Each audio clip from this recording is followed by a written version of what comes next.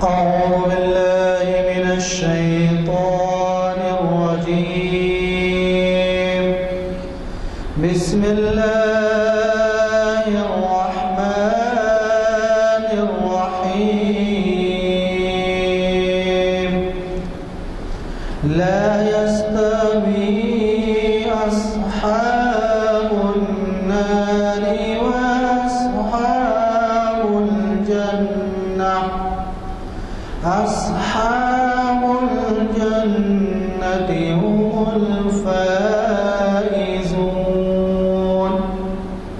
لو أنزلنا هذا القرآن على جبل لرأيته خاشعا متصدعا من خشية الله. وتلك الأمثال نضربها للناس لعلهم يتفكرون. هو الله الذي لا إله إلا هو عالم الغيب والشهادة هو الرحمن الرحيم. صدق الله العظيم.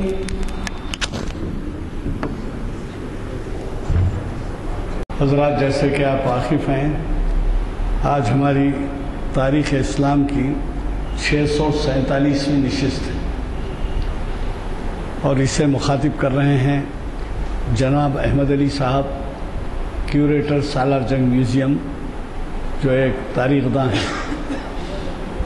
یہ ان کا ہی دیا ہوا عنوان ہے گنبدان قطب شاہی کا طرز تعمیر۔ آج بتاریخ حکم شعبان مطابق 31 مئی 2014 عیسوی بروز ہفتہ بعد عصر یہ محفل منعقد ہو رہی ہے، اور جیسے کہ آپ واقف ہیں، ہر ہفتے کے دن تاریخ اسلام کی محافل ہوا کرتی ہیں، اور پھر اسی طریقے سے پیر کے دن شریعت انفارمیشن کی سروس ہوتی ہے، جو اب کے 540ویں نشست ہے، اور مسلمان خسارے میں کیوں ہیں کہ عنوان سے ایک بہت بڑے عالم حافظ محمد اسحاق کمال قادری صاحب ہمیں مخاطب کر رہے ہیں، جن کے مضامین اور جن کے خطابات بہت ہی نمایاں طور پر ہمارے اخبارات بھی شائع کر رہے ہیں اور دنیا بھر میں ویب سائٹ سے سنے جا رہے ہیں۔ میں یہ اس لیے حوالہ دے رہا ہوں کہ آج بھی ہمارے شہر میں کئی ایسے حضرات ہیں جو واقف نہیں ہیں کہ ویب سائٹ پر ہمارے یہ لیکچرز دیکھے جا سکتے ہیں، اور کئی ایسے بھی ہیں جو یہ شکوہ کرتے ہیں کہ صاحب اتنے اہم لیکچر ہو رہے ہیں، ہم کو ویب سائٹ پہ دکھائیے، تو ان کو پتہ بھی نہیں ہے کہ ویب سائٹ چل رہا ہے اور دنیا بھر میں دیکھا جا رہا ہے۔ گھر میں آپ ویب سائٹ پہ اگر دکھائیں یا دیکھیں تو اس کا فائدہ ایک یہ ہے کہ بچوں کو اور اہل خانہ کو تربیت ہوتی ہے دینی علوم سے تعلق سے، ادب کے تعلق سے، جدید علماء، حال کے جو علماء ہیں، جو نئے نئے انٹرپریٹیشنز آئے ہیں، ان کے تعلق سے، قوانین کے تعلق سے، یہ تمام چیزوں سے واقفیت ہوتی ہے۔ تو یہ بات کی کوشش کیجئے کہ گھر میں کوئی بڑی بات نہیں ہے، بچہ آج ویب سائٹ آپ کو بتا سکتا ہے، رہنمائی کر سکتا ہے، کیونکہ آپ کو تو معلوم ہے کہ نتائج بھی جو ہے ویب سائٹ پہ دیکھے جا رہے ہیں، اور اس کا نتیجہ یہ ہے کہ ہر بچہ واقف ہے، گھر کا بڑا بزرگ واقف نہیں ہے، مگر بچے جو ہے ٹی وی، اور ٹی وی کے بارے میں کیا کہوں کہ ٹی وی جو ہے آج کل اتنا عام ہو گیا ہے کہ بہت سے معمولی گھرانوں میں، کم آمدنی والوں گھروں میں بھی ٹی وی ہے۔ اللہ کا شکر ہے کہ یہ سہولت ہے، لیکن اس سہولت کا فائدہ اٹھانے کے لیے اگر کرکٹ میچ دیکھا جائے یا ڈرامے دیکھے جائیں یا مشاعرے دیکھے جائیں تو یہ صحیح استعمال نہیں سمجھتا میں۔ صحیح استعمال تو اس وقت ہے کہ جب آپ دین سے متعلق بھی کچھ نہ کچھ اپنے بچوں کے لیے گھر میں ایک ایسا ماحول فراہم کریں کہ ان کو دلچسپی پیدا ہو۔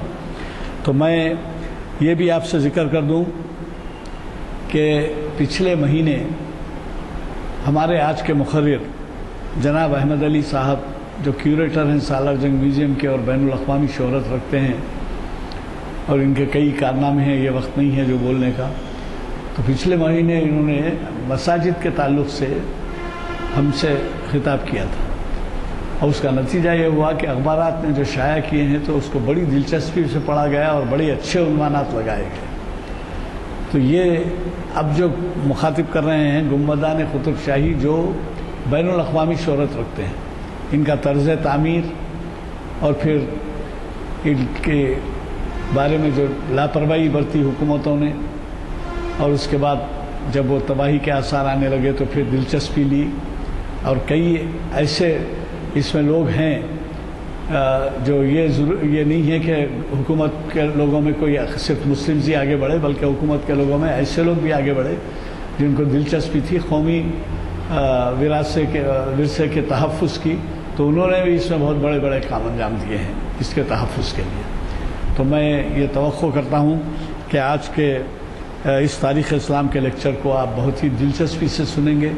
ایک آج اتفاق کی بات ہے کہ ہفتے کے دن بعض اداروں کو چھٹی بھی رہتی ہے، اور بعض آج 31 تاریخ ہونے کی وجہ سے شاید تنخواہوں کی وجہ سے بھی گھروں کو چلے جاتے ہیں اگر 31 کو بڑھ گئی تنخواہ۔ تو بہرحال اللہ کے فضل سے جو بھی گیدرنگ ہے ماشاءاللہ ہمارے لیے ہمت افزا ہے۔ اگر آپ جب بھی ایسے محافل اٹینڈ کرتے ہیں تو انتظامیہ کے لیے تعاون کا باعث ہوتا ہے، خیال رکھیے، اپنے ساتھیوں کو لائیے، اور اگر ان سے وہ آپ کی وجہ سے کوئی استفادہ کر سکیں تو اس کا ثواب آپ کو ہے۔ تو میں آج کے مقرر صاحب سے گزارش کرتا ہوں کہ وہ شہ نشین پر تشریف لائیں اور ہمیں الحمدللہ علی الذات عظیم الصفات سمیع السمات کبیر الشان جلیل القدر رفیع الذکر مطاع الامر جلیل البرہان وسیع العلم عزیز الحلم کثیر الغفران جمیل الثنائی جزیل عطائی مجیب الدعائی عمیم الاحسان وسیع العلم عزیز الحلم کثیر الغفران محمد الرسول اللہ علیہ الصلاۃ اللہ هو سید الکون سید الانس والجن هو رسول صادق وهو انسان کامل اللہم صل وسلم وزد وبارک علیہ۔ نگران جلسہ علی جناب غلام یزدانی صاحب، advocate, senior advocate high court, میرے بھائی سردار نانک سنگھ نشتر صاحب، اور معزز سامعین، گزشتہ تقریباً 10 ہفتوں سے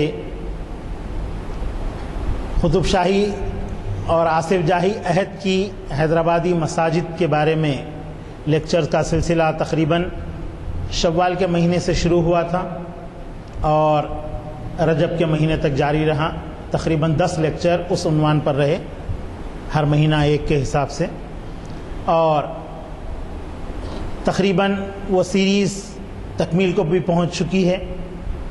تو آج سے ایک نیا موضوع ہم شروع کر رہے ہیں۔ یہ موضوع ہے حیدرآباد کے جو عمارات رہی ہیں قطب شاہی اور آصف جاہی، ان عمارات کے اوپر کا طرز تعمیر اور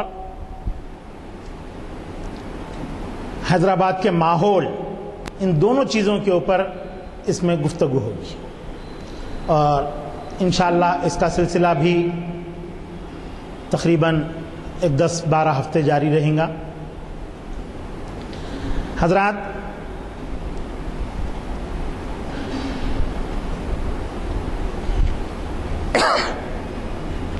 بہمنی دور میں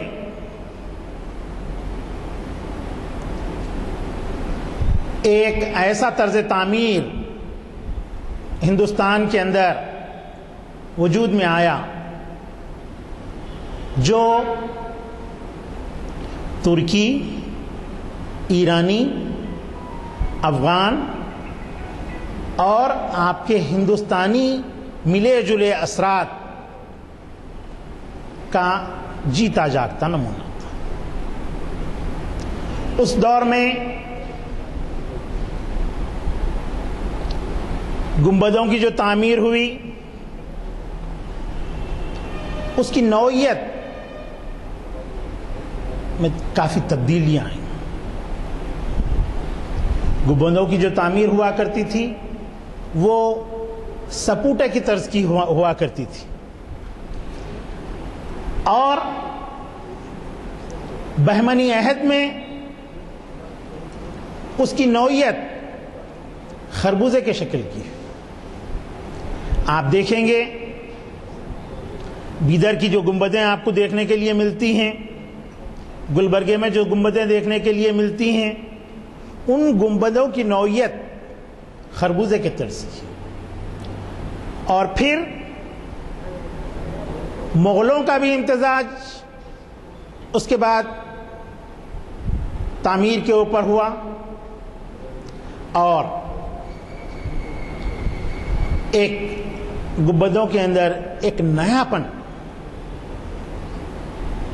قطب شاہی دور میں حیدرآباد کے اندر آیا۔ یہ جو نیا طرز تھا اس میں گنبدوں کی شکل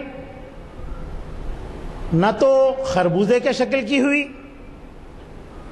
اور نہ ہی سپوٹے کے طرز کی ہوئی، بلکہ ان دونوں کے مابین جو پیازی شکل ہوتی ہے، پیاز کی جو شکل ہوتی ہے، اس طرز کی ایک نئی گنبد جو ہے قطب شاہی دور میں حیدرآباد کے اندر اس کا ارتقاء عمل میں آیا، اور میناروں کی بلندی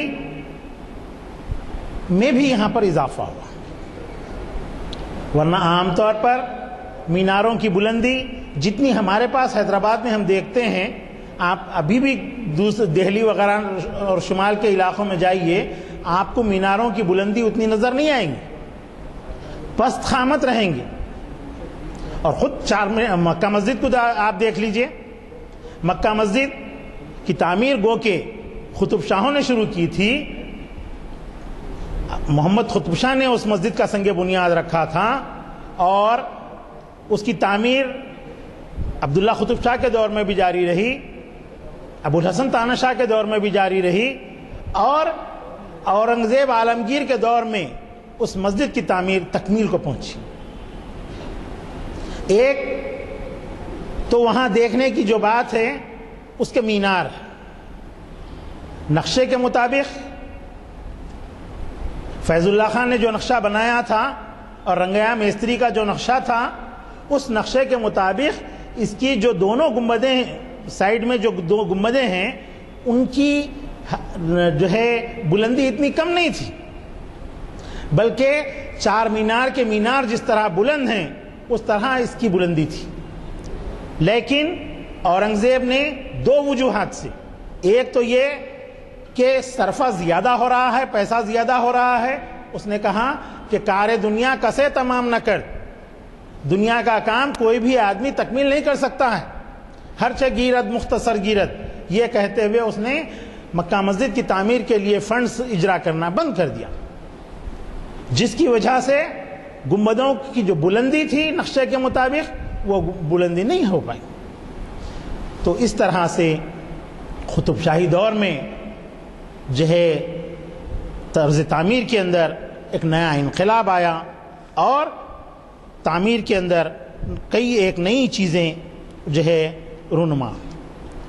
گچ حالانکہ عمارات جو تعمیر کی جاتی تھی پتھر کی دیواریں ہوا کرتی تھیں بالعموم، یا مٹی کی ہوا کرتی تھی، جس کے اندر 80% تو جو ہے پتھر کی ہی عمارتیں ہیں، اس پر جو چونے کی استرکاری کی جاتی تھی، اس کے بعد پھر اس پر جو ہے سوارے کا کام جو کیا جاتا تھا، اس میں جو نقش و نگار بنائے جاتے تھے، اس میں نہ صرف آپ کے کمل کے پھول کے ڈیزائن بنائے جاتے تھے، بلکہ کمل کی کلیاں اور مختلف گل بوٹے جو ہے اس کے اندر جو ہے آراستہ کیے جاتے تھے۔ اور پھر ہندسی عادات کو بھی اس کے اندر لیا گیا، پلروں کی بھی شکل مختلف انداز سے کی گئی۔ کئی ایک مساجد کے اندر اور محلات کے اندر آپ دیکھیں گے کہ اس کے پلر جو ہے گاؤدم پلر ہے، جس طرح گائے کی دم اوپری حصے سے جو ہے موٹی ہوتی ہے اور نیچے پتلی ہو جاتی ہے، تو یہاں پلر جو ہے نیچے موٹے رہیں گے اور اوپر جاتے ہوئے پتلے ہو جائیں گے۔ تو اس طرح کے یہ طرز جو ہے قطب شاہی دور کی دین ہے۔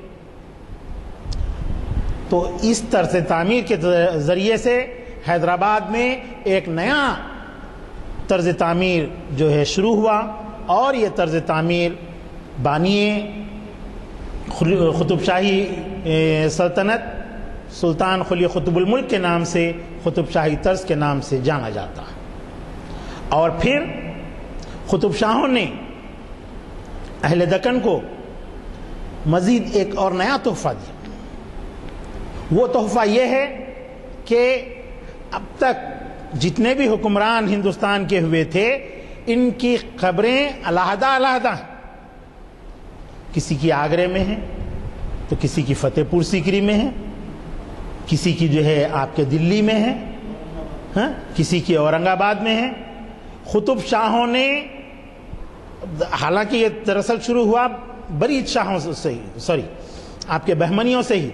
بہمنی اپنے قبرستان کو، اپنے ہڑواڑ کو ایک جگہ کرنا شروع کی، لیکن اس کے باوجود بھی ان کی قبور ایک جگہ نہیں ہو پائیں۔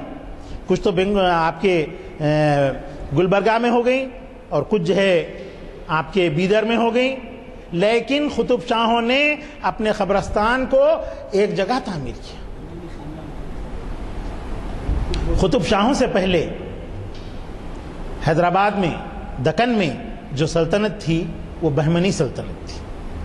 بہمنی جو ہے خلجیوں کے صوبیدار رہے، اور وہ یہاں پر جو ہے بعد میں اپنی ان کے زوال کے بعد یہاں پر خود مختار ہوئے تھے۔ حسن گنگو بہمنی سے جو ہے یہ سلسلہ شروع ہوا، اور پھر آ کر کے جو ہے محمد شاہ بہمنی کے اوپر جو ہے یہاں تکمیل کو پہنچا۔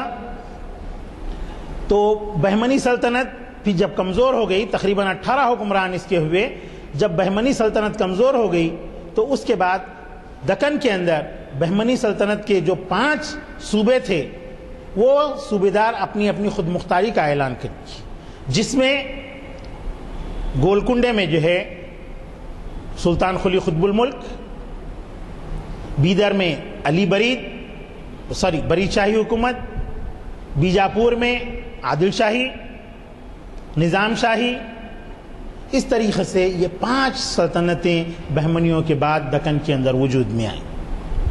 اور ان تمام سلطنتوں میں جو سب سے اسٹرانگ سلطنت تھی، سب سے مضبوط سلطنت تھی، وہ گولکنڈے کی سلطنت تھی۔ اس وقت تک حیدرآباد قائم نہیں ہوا تھا، بلکہ یہ ریاست گولکنڈہ کہلاتی تھی۔ قطب شاہوں نے اپنی خود مختاری کے بعد سب سے پہلے قلعہ گولکنڈہ کو مستحکم کیا۔ قلعہ گولکنڈہ کاکتیہ حکمرانوں کے زیر اثر تھا۔ جب سلطان قلی قطب الملک یہاں پر بہمنیوں کے صوبیدار کی حیثیت سے کام کر رہے تھے، اور پھر کاکتیہ حکمرانوں کو پسپائی ہوئی، تو ایک معاہدے کے تحت وہ جو ہے گولکنڈے کا قلعہ جو ہے بہمنیوں کے سپرد کر دیا۔ اس وقت یہ قلعہ منکھال کے نام سے جانا جاتا تھا اور مٹی کا بنا ہوا تھا۔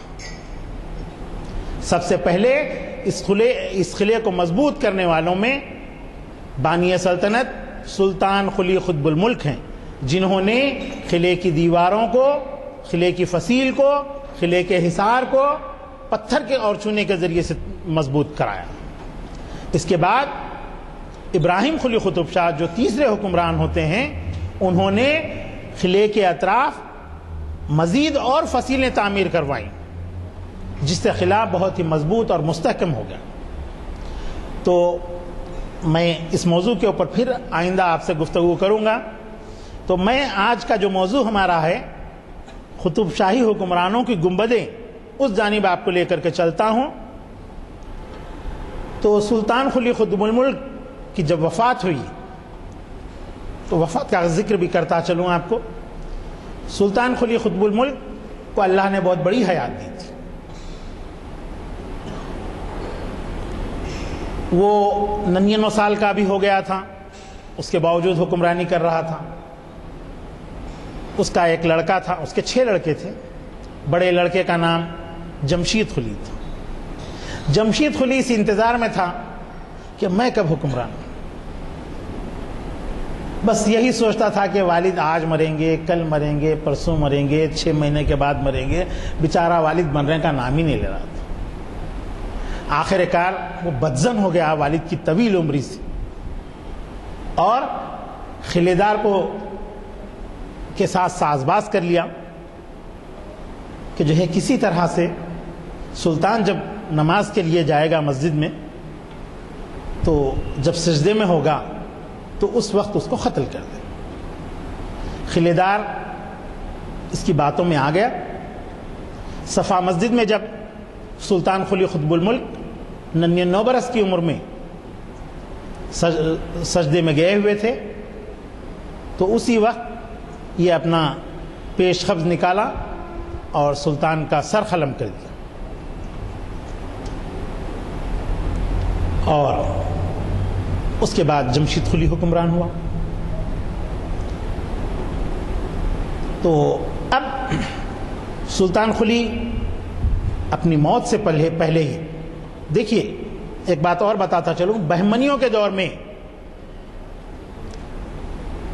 یہ عمل حکمرانوں کے اندر آ گیا تھا کہ ہر حکمران اپنی موت سے پہلے اپنی آخری خیامگاہ یعنی مقبرہ تعمیر کرنا شروع کر چکے تھے۔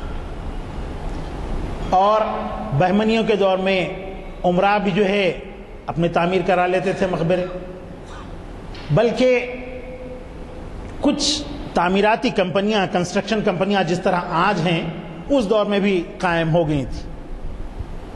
تو آپ بیدر میں بھی دیکھیں گے، گلبرگ میں بھی دیکھیں گے، کئی ایک مقبرے ایسے ہیں جس کے اندر خبر نہیں ہے، کوئی دفن نہیں ہوا ہے اس میں۔ تو دراصل کنسٹرکشن کمپنیاں کیا کر رہی تھیں اس وقت، مقبرے بنا کر کے تیار رکھ دے رہی تھیں۔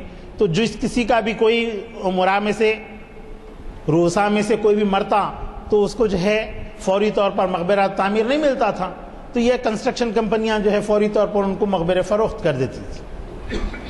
تو بیدر کے اندر اور گلبرگے کے اندر آج بھی کئی ایک ایسے مقبرے ہیں جس کے اندر کوئی دفن نہیں ہے، مقبرہ خالی ہے۔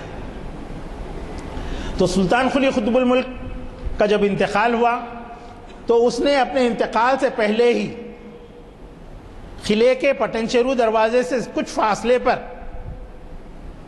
ایک جگہ قبرستان کے لیے مقرر کر لی تھی، اور اس جگہ کا نام اس نے لنگر فیض اثر کے نام، اس کا نام اس کو دیا تھا، لنگر فیض اثر۔ تو گنبد اعظم شاہی یا 7 گنبد آج ہم جس کو کہتے ہیں، میں تقریباً جو ہے آپ کے 1974 کی بات کر رہا ہوں۔ اس وقت وہاں پر تختی بھی لگی ہوئی تھی لنگر فیض اثر کی، آج کل وہ تختی وہاں پر نظر نہیں آتی۔ وہ باؤنڈری وال جو وہاں پر سر سالار جنگ اول نواب میر تراب علی خان بہادر نے 1873 عیسوی میں تعمیر کرائی تھی، اس باؤنڈری کے اوپر یہ لگا ہوا تھا، اور وہیں پر جو ہے بازو میں جو ہے گنبدان شاہی کے اندر داخلے کے لیے جو ہے بکنگ بھی ہوا کرتی تھی، جہاں پر 4 آنے کا ٹکٹ لیا جاتا تھا۔ تو اسی کے بازو میں جو ہے یہ تختی لگی ہوئی تھی، آج کل یہ تختی نظر نہیں آتی۔ تو حضرات، میں یہ عرض کر رہا تھا کہ قلی قطب شاہ اور سلطان قلی قطب الملک جو سلطنت قطب شاہی کا بانی تھا، اس نے اپنے ہڑواڑ کے لیے ایک جگہ مقرر کر لی تھی. یہ جگہ تقریباً 40 ایکڑ اراضی کے اوپر مشتمل تھی، اور وہاں پر اس نے اپنے لیے ایک گنبد بنوایا. اس گنبد کا جو چبوترا ہے وہ چوکور ہے، مربع ہے، اور ہر طرف سے جو ہے 100 فٹ چوڑائی اس کی. جو گنبد بنایا گیا اس گنبد کی نوعیت تھوڑا سا قطب شاہی طرز سے ہٹ کر کے، اس کی طرز تعمیر میں آپ کو بہمنی اور قطب شاہی دونوں طرز نظر آئیں. نہ تو گنبد مکمل طور پر خربوزے کی شکل کی ہے، نہ تو جو ہے آپ کے چیکو کی شکل کی ہے، بلکہ ان دونوں کے درمیان پیازی شکل بھی لی ہوئی. اس گنبد کی یہ ایک خصوصیت. اور اس کی طرز تعمیر، اس کے تعمیر میں نہ صرف پتھر کا استعمال کیا گیا ہے بلکہ دیوار پر جو ہے چونے کی استرکاری کی گئی. پھر اس کے بعد دوبارہ اور سبارہ اس کے اوپر کیا گیا. انتہائی مہین جو ہے بعض مقامات پر آپ کو لائننگ نظر آئے گی، اور گنبد کے اندر جو خبر ہے یہ خبر اونچی ہے، تقریباً 8 فٹ لمبائی ہے اس کی، 4 فٹ چوڑائی ہے، اور اس پر بہترین خطاطی کے نمونے ہیں جو خط نص اور خط نص میں ہیں، لیکن یہ خط نص خط توخی کے طرز کو لیا ہوا. اس وقت حیدرآباد کے اندر جو خطاط تھے وہ ایران سے آئے ہوئے خطاط تھے، عرب سے آئے ہوئے خطاط تھے. عرب شیرازی کی خطاطی کے نمونے بھی جو ہے وہاں پر آپ کو سلطان قلی قطب الملک کے مقبرے کے بعد اور مرزا امین کے مقبرے کے اوپر اور جمشید قلی کے مقبرے کے اوپر آپ کو دیکھنے کے لیے ملتے ہیں. تو سلطان قلی قطب الملک کے مقبرے پر جو کتبات ہیں ان کتبات میں سب سے 4 کتبات اس کے اوپر ہم کو دیکھنے کے لیے ملتے ہیں. ایک تو جو ہے صدق اللہ العظیم لکھا ہوا ہے پہلے کتبے پر، دوسرے کتبے پر درود شریف لکھا ہوا ہے، تیسرے کتبے پر آیت الکرسی ہے، چوتھے کتبے پر چوتھا کتبہ پائنتی ہے، اور اس پر جو ہے آپ کے حکمران کا نام لکھا ہوا ہے، اور ساتھ میں اس کے یہ لکھا ہے کہ المخاطب با قطب الملک مشہور با بر ملک. اصل میں سلطان قلی قطب الملک کو بڑے مالک کے نام سے اہل حیدرآباد پکارا کرتے تھے، اس وجہ سے وہاں پر ان کا لقب بڑے ملک بھی جو ہے تحریر کیا ہوا ہے. اور قطب شاہی دور میں ہی نہیں بلکہ آصف جاہی دور میں بھی گنبدان قطب شاہی کی نوعیت جو آج ہم دیکھ رہے ہیں بالکل ویرانی سی چھائی ہوئی اس طرح کی نہیں تھی. سبھی گنبد بے انتہا پاک و صاف تھے. گنبدوں کے اندر داخلے کے لیے اجازت لینی پڑتی تھی. 1965 تک بھی گنبدوں کے اندر داخل ہونا رہا تو صرف خاص مبارک کے تحت امور مذہبی کا ایک شعبہ ہوا کرتا تھا. آج بھی ہے، امور مذہبی کے ذریعے سے جو ہے ہم اپنے رباطوں کی بکنگ وغیرہ کرواتے ہیں.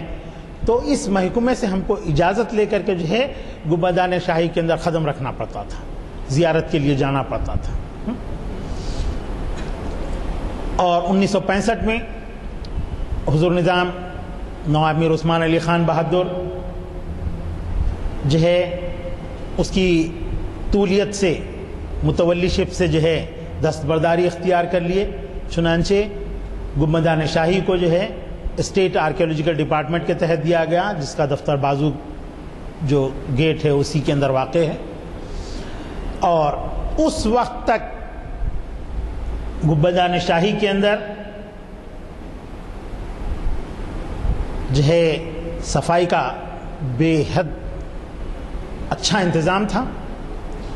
تمام گنبدوں کے اندر قالینیں بچھی ہوئی تھیں اور زر بفت کے پردے پڑے ہوئے تھے، ڈنڈا پیشگی لگا ہوا تھا، جھاڑ فانوس لگے ہوئے تھے، مردنگیں رکھی ہوئی تھیں، کلام مجید کے نسخے رکھنے کے لیے بہترین ہاتھی دانت کے اور سندل کی لکڑی کے جو ہے رہل رکھے ہوئے تھے۔ سبھی قبور کے پاس سرہانے کی جانب کلام مجید کے قلمی نسخے رکھے ہوئے تھے، تاکہ زیارت کے لیے آنے والے اصحاب کلام مجید پڑھ کر کے جو ہے اہل خبر کو جو ہے بخش دیں۔ اور ہر دن 4 بجے جو ہے عہد قطب شاہی میں وہاں پر غرباء میں بہترین قسم کے کھانے جو ہے تقسیم کیے جاتے تھے۔ قطب شاہی دور میں اگر کوئی مجرم کتنے سے بڑے سے بڑا جرم کیا ہوا ہو، اگر وہ کسی بھی مقبرے کے اندر داخل ہو جاتا تو اس کے تمام جرم کو جو ہے معاف کر دیا جاتا تھا، اس کی گرفتاری ختم کر دی جاتی۔ تو گنبدان شاہی کے اندر مشک و عنبر کی خوشبو ہمیشہ آپ کو دیکھنے کے لیے ملتی تھی۔ اس کی چمن بندی جو تھی انتہائی اعلیٰ اور نفیس تھی۔ ہر جانب پھولوں کے پودے لگے ہوئے، 2 رخ پورے جو ہے آپ کے کھجور کے درخت، ناریل کے درخت بلندی والے، یہ تمام اہتمام تھا۔ گو کہ آج بھی اس کے احیاء کی کوشش کی جا رہی ہے، ہماری حکومت نہیں کر رہی ہے۔ آغا خان فاؤنڈیشن 1 کروڑ روپے کا پروجیکٹ لے کر کے جو ہے وہاں پر کام کر رہا ہے۔ گنبدان قطب شاہی کی جو شان و شوکت اور عظمت ختم ہو گئی ہے، اس کو دوبارہ بحال کرنے کے لیے وہاں پر کوشش کر رہا ہے۔ تقریباً گزشتہ 1 سال سے کام وہاں پر جاری ہے۔ گو کہ اس سے پہلے بھی ایرانی حکومت نے آپ کے حیات بخشی بیگم صاحبہ کے مقبرے کا کام اور پھر اس سے متصل مسجد کی تزئین اور ترمیم کا کام شروع کی تھی، لیکن وہ مسئلہ کچھ پیچیدگیوں کی وجہ سے جو ہے تکمیل نہیں ہو پایا، بجائے اس کی درستگی ہونے کے، چونکہ جو کنٹریکٹر اس کام کے لیے جو ہے مقرر کیے گئے تھے وہ لوگ صحیح انداز میں اس کام کو نہیں انجام دے سکے۔ دیکھیے، عام طور پر ہم جو تعمیر کرتے ہیں تو ہم اپنی سیمنٹ استعمال کرتے ہیں۔ ہم سمجھتے ہیں کہ بھائی سیمنٹ لگا کے میں یہ گنبد کی جو دیوار جھڑ رہی تھی میں اس کو بچا لے رہا ہوں، ایسا نہیں ہے۔ مونومنٹ کنزرویشن جو ہوتا ہے اس میں آپ کے سیمنٹ کی ضرورت نہیں ہے۔ اگر وہ دیوار مٹی کی بنی ہوئی ہے تو وہاں مٹی ہی استعمال کرنا، اگر وہ دیوار چونے کی بنی ہوئی ہے تو آپ کو وہاں چونا ہی استعمال کرنا۔ یعنی آپ کہتے ہیں دیکھیے آپ بھائی ٹاٹ کو ٹاٹ کا پیون ہونا، مخمل کو مخمل کا پیوند ہونا، تو ویسے ہی وہاں پر بھی جس چیز کی تعمیر ہے اسی چیز سے جو ہے اس کی اصلاح ہونا چاہیے۔ تو چونکہ وہ کنٹریکٹر اس طرز تعمیر سے واقف نہیں تھا، اس نے سیمنٹ استعمال کر دی اور یہ سیمنٹ عمارت کے دوسرے حصے کو نقصان پہنچاتی ہے۔ اس وجہ سے وہ کام لیت و لال میں پڑ گیا اور اس کام کو ختم کرنا پڑا، رک جانا پڑا۔ لیکن اب جو کام انجام دیا جا رہا ہے وہ اصولوں کے اوپر انجام دیا جا رہا ہے. ماہرین آثار قدیمہ کی ایک بہت بڑی ٹیم وہاں پر کام کر رہی ہے. کے محمد صاحب ڈائریکٹر کی حیثیت سے ریٹائر ہوئے ہیں آرکیالوجیکل سروے آف انڈیا سے. ان کی نگرانی میں جو ہے یہ کام انجام پا رہا ہے اور بڑے ہی اطمینان بخش انداز میں یہ کام ہو رہا ہے اور یہاں پر جو ہے اس کی عظمت رفتہ کو بحال کرنے کا کام جو ہے جاری ہے. تو حضرات، سلطان قلی قطب الملک اپنے دفن کے لیے جو مقبرہ تعمیر کرایا تھا اس کے ساتھ ساتھ اس نے گنبدارنی شاہی میں ایک حمام بھی تعمیر کروایا. نعشوں کو غسل دینے کے لیے ایک بہترین حمام وہاں پر تعمیر کیا ہوا. میں سمجھتا ہوں کہ اس مسجد کی جتنی چوڑائی ہے، یہ جتنا رواق ہے، یہ 2 رواقوں کو اگر ہمارے ملا لیں تو تقریباً اتنی چوڑائی اور اتنی لمبائی والا حمام وہاں پر موجود ہے. اور اس میں جگہ جگہ چبوترے بھی بنے ہوئے، حوض بھی بنے ہوئے. یہاں پانی کو پہنچانے کے لیے دیواروں میں سے گچ کے پائپ بھی بنے ہوئے. ٹھنڈے پانی کے علیحدہ حوض ہیں، گرم پانی آنے کے لیے علیحدہ جو ہے پائپ لائننگ بنائی گئی ہے. درگم چیرو سے یہاں پر پانی پہنچایا جاتا تھا جو وہاں سے 5 کلومیٹر کے فاصلے پر. تو پھر جو چبوترے بنے ہوئے ہیں ان چبوتروں پر نعش کو غسل دینے کا اہتمام. حوض جو بنے ہوئے ہیں، چونکہ قطب شاہی حکمران اہل تشیع تھے، ان کے پاس غسل کے ساتھ غوطے کا بھی رواج ہے، اس کے لیے وہاں پر حوض بھی بنے ہوئے. تو اس طریقے سے سلطان قلی قطب الملک نے ایک بہترین حمام تیار کیا. حماموں میں 2 حمام بڑے مشہور ہیں، ایک ترکی والے حمام اور دوسرے ایران والے حمام. آج بھی جو حضرات ترکی کو جاتے ہیں وہاں ترکش بات میں جا کر جو ہے نہا کر کے آتے ہیں. وہاں آپ کے مالش مساج وغیرہ کرنے کے لیے لوگ بھی رہتے ہیں. تو ایک علیحدہ ہی وہاں کا نظم ہے. جو احباب وہاں پر گئے ہوئے ہیں وہ اس سے واقف ہیں. تو اس کے مقابل میں جو ہے جب یہاں کے طرز کو ہم اس حمام کو دیکھتے ہیں تو ہم کو اس کی پوری جو ہے اس کا منظر پورا ہماری نظروں کے سامنے گھومتا. ہاں، تو حضرات، قطب شاہی گنبدوں میں بے شمار گنبدیں ہیں. صرف ان کو حکمرانوں کی ہی نہیں ہیں بلکہ ان کے قریبی رشتہ داروں کی بھی، جیسا کہ بی صاحبہ کی مقبرہ ہے، حیات بخشی بیگم کا مقبرہ، خانم آغا کا مقبرہ ہے جو آپ کے ماں صاحب تالاب کی جو ہے تعمیر جو کروائی تھی. تو اب اس میں جو ہے حکمرانوں کے مقبرے کو کی شناخت کرنے اور غیر حکمران کو پہچاننے وہاں پر ایک نظم تھا. جو کلش لگے ہوئے ہیں، پیتل کے کلش ہیں وہ، اور اس پر جو ہے سونے کی ملمہ کاری کی گئی ہے. اکثر لوگ یہ تصور کرتے ہیں کہ بھائی سونے کے ہیں ابھی تک چمک رہے ہیں، ایسا نہیں ہے. پیتل کے ہیں وہ اور اس پر سونے کی ملمہ کاری کی گئی ہے. سونے کا ورق اس کے اوپر چڑھایا گیا ہے. تو اس کے اوپر جو ہے حکمران کے جو گنبد ہیں ان پر ہلال کی شکل، چاند کی شکل، چاند بنا کر کے اس پر لگایا جاتا تھا. یہ اس کی پہچان تھی.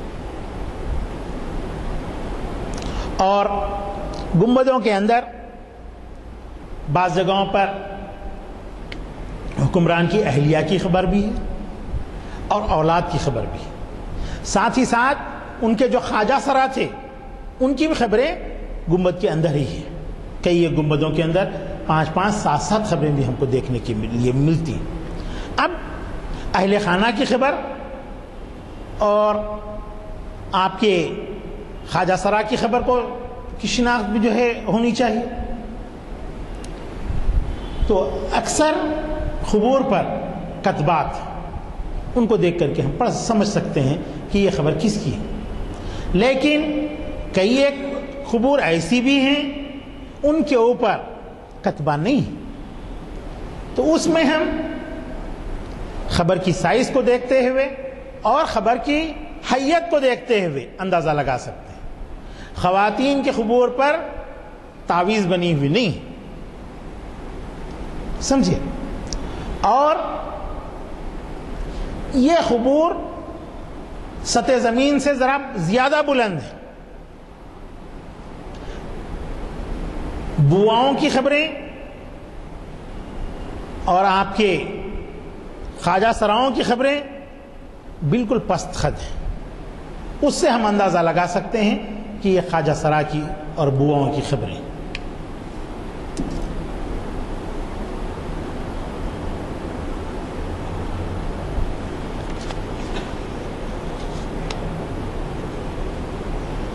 اور سلطان قلی قطب الملک کے مقبرے کے بعد جو دوسرا مقبرہ تعمیر ہوا وہ سبحان قلی کا ہے. اس کے بعد جمشید قلی کا ہے,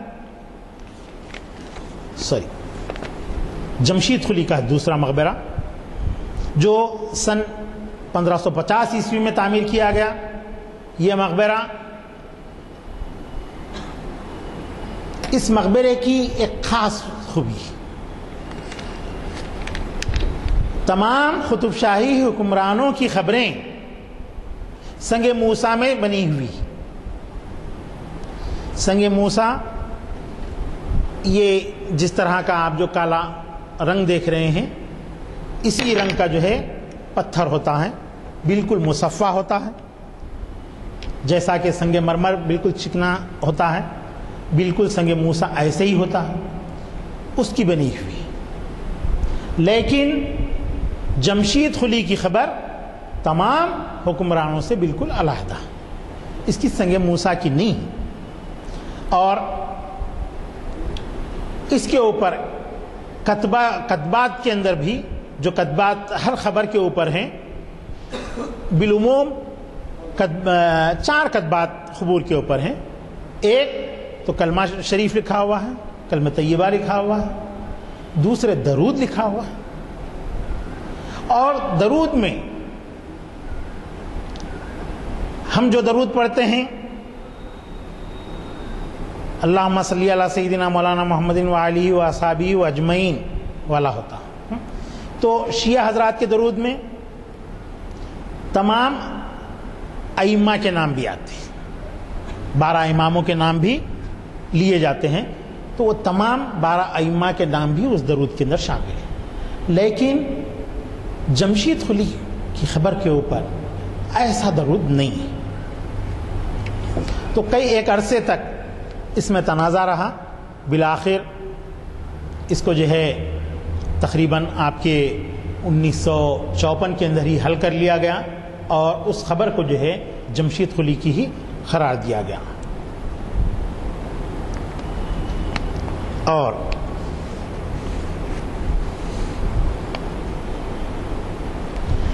پینتی کی جانب جو کتبہ ہے اس میں مرنے والے کا نام,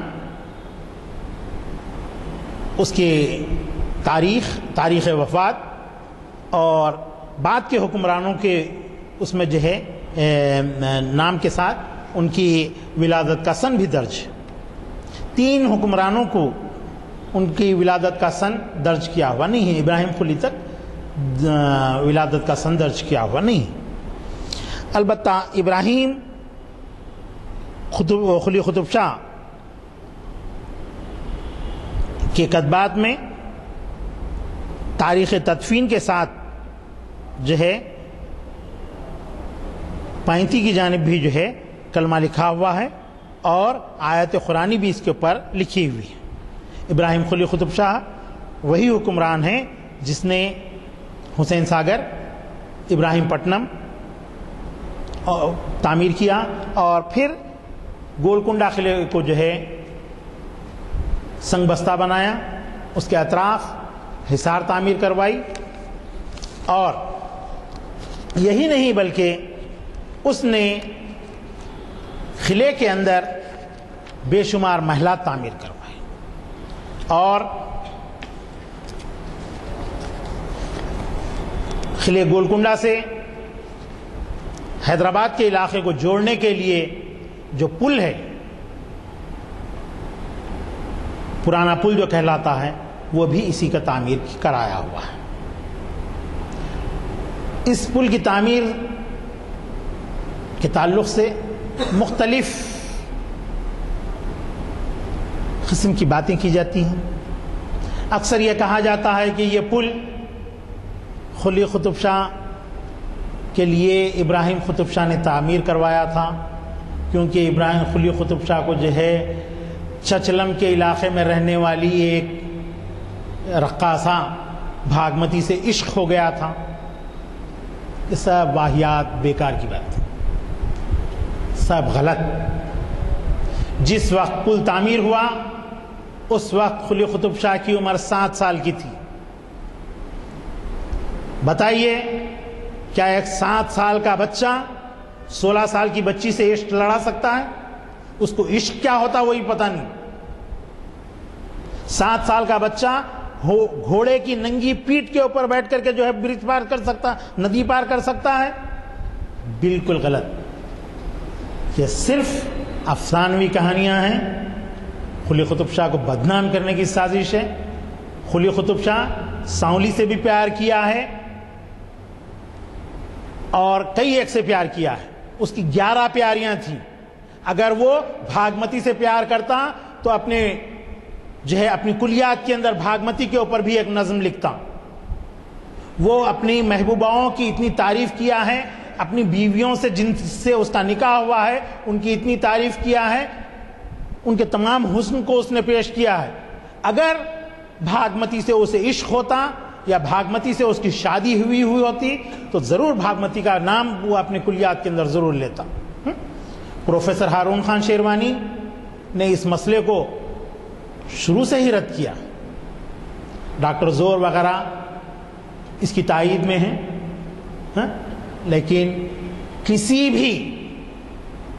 بھی کتاب کے حوالے سے کوئی یہ ثابت نہیں کر سکتا کہ حیدرآباد کا نام بھاگیہ نگر تھا۔ ہرگز نہیں، باغ نگر تھا۔ نام نہیں تھا حیدرآباد کا باغ نگر، بلکہ حیدرآباد باغوں کا شہر تھا۔ باغ نگر سے مراد باغوں کا شہر ہے، بھاگ نگر نہیں ہے۔ وہ ایک دستاویز جو ملتی ہے ایک قاضی شریعت کی جس میں باغ نگر لکھا ہوا ہے، اس کے علاوہ کسی جگہ کوئی مہر آپ ایسی نہیں دکھا سکتے کہ حیدرآباد کا نام بھاگ نگر تھا۔ باغ نگر ہے، لکھنے والے نے انگریزی کے اندر اس کو BAG لکھا، باغ، اس کو بھاگ کر دیا گیا بعد میں۔ تو یہ باغ نگر تھا۔ چونکہ شیعہ حکمران اہل تشیع تھے، حضرت علی کرم اللہ وجہ جن کا لقب حیدر کرار تھا، حیدر کرار سے انہیں محبت تھی، اسی وجہ سے انہوں نے شہر کا نام حیدرآباد رکھا۔ بھاگیہ نگر کسی جگہ کوئی حوالہ نہیں، حتیٰ کہ سپتگری چینل کے اوپر بھی بھاگیہ نگرم کہا جا رہا تھا۔ میں لکھ کر کے بھیجا، بھاگیہ نگر کون سا شہر ہے بتائیے، کس مقام پر ہے، کہاں پر ہے، کس طرح سے نیوز کے اندر یہ کہا جا رہا ہے۔ سلسلہ بند ہو گیا اللہ کے فضل و کرم سے۔ ارے گولکنڈے کا نام محمد نگر ہے، محمد نگر کہو پھر آپ، ہرگز نہیں کہتے۔ بھاگیہ نگر ایک نیا سلسلہ شروع کیا جا رہا۔ یہ تمام چیزیں تاریخ کو مسخ کرنے والی ہیں۔ ہماری تاریخ مسلمہ ہے، تاریخ کو دیکھیے، جو مخطوطات ہیں، جو قلمی کتابیں ہیں، اس دور کی لکھی ہوئی ہیں، اس تاریخ کو دیکھ کر کے کیجیے جو کچھ بھی کرنا ہے۔ یہ تو بہتر ہے کہ نئی حکومت جو آئی ہے وہ پورا منصفانہ طور پر حیدرآباد کا لوگو تعمیر کی ہے۔ جہاں پر کاکتیہ حکمرانوں کی کمان ہے وہیں قطب شاہوں کا چار مینار بھی ہے، وہیں اشوک کی لاٹ بھی اس کے اوپر لگی ہوئی ہے۔ تو انصاف پسندی کا مظاہرہ کیجیے۔ تو حضرات، وقت ختم ہو رہا ہے، میں اپنے سلسلے کو تکمیل نہیں کر پایا ہوں، صرف ایک ہی گنبد کے پاس تک آپ سے بات ہو سکی۔ انشاءاللہ آئندہ کسی اور موقع پر بعد رمضان کے آپ کو آگے کی بات کا سلسلہ جو ہے لے کر کے چلوں گا۔ اللہم صلی علی سیدنا مولانا محمد بعدد من صلی وسلم وصلی علی سیدنا مولانا محمد بعدد من قاد وقام۔ اے اللہ ہمارے گناہوں کو معاف فرمائیے، اے اللہ ہماری جو خطائیں ہیں اس کو درگزر فرمائیے، اے اللہ ہمیں جو بیمار ہیں انہیں صحت عطا فرمائیے، اے اللہ جو قرضدار ہیں ان کے قرضوں کے ادائیگی کا بندوبست فرمائیے، اے اللہ جو بے روزگار ہیں ان کو روزگار عطا فرمائیے، اے اللہ جو لوگ جیلوں میں بے قصور محروس ہیں اے اللہ ان کی رہائی کا بندوبست فرمائیے، اے اللہ جو ادارے تعلیم کا بندوبست کا اہتمام کر رہے ہیں اے اللہ ان اداروں کی، ان افراد کی ہمت افزائی فرمائیے، اے اللہ جو لڑکیاں بن بیاہی بیٹھی ہوئی ہیں اے اللہ ان کی شادیوں کا بندوبست فرمائیے، اے اللہ ہم گناہگار ہیں، ہم خطا کار ہیں، ہماری خطاؤں کو معاف فرمائیے۔ صلی اللہ تعالی علی خیر خلقہ وآلہ واصحابہ اجمعین برحمتک یا ارحم الراحمین والحمد للہ رب العالمین۔ 3-day state level workshop on ulumul hadith for girls and women.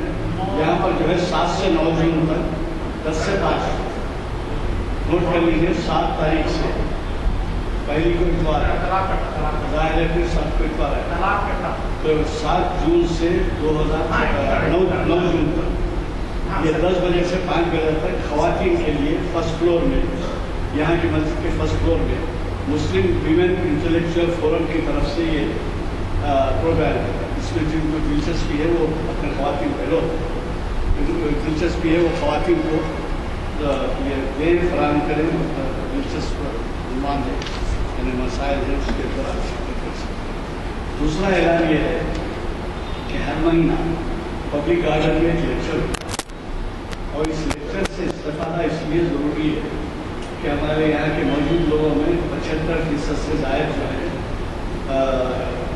ضعیف نہیں تو ضعیف عمر کے قریب ہے۔ تو اس میں جو ہے یورینری کامن یورولوجی پرابلمس کے عنوان سے شہر کے ماہر ڈاکٹر اور اپولو ہاسپٹل کے ڈاکٹر سنجے سنہا وہاں تھے۔